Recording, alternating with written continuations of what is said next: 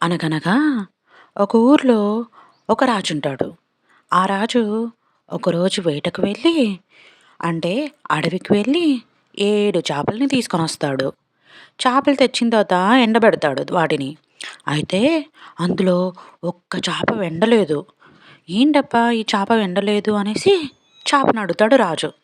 "చేప చేప నువ్వెందుకు ఎండలేదు?" అనేసి.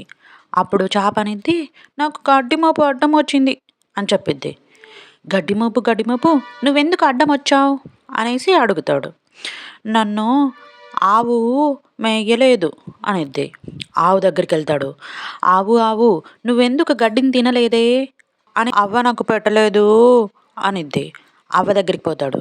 అవ్వ నువ్వెందుకు ఆవుకి గడ్డి వేయలేదు" అని అడుగుతాడు. బాబు ఏడ్చన్నాడు. అని ఏడ్చన్నాడు. అందుకనేసి నేను వెయ్యలేదు అని చెప్తాడు.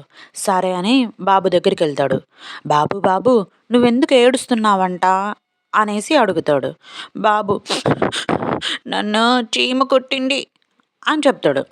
అప్పుడు చీమ దగ్గరికెళ్ళి, చీమ బుజ్జన్నెందుకు కరిచినవంట అనేసి అడుగుతాడు. అప్పుడు చీమ అంది, "ఆ! నా బంగారు పుట్టలో నేను ఏలు పెడితే అమ్మని కొరకనా" అని అనిద్ది. దీన్ని బట్టి నీతేంటి?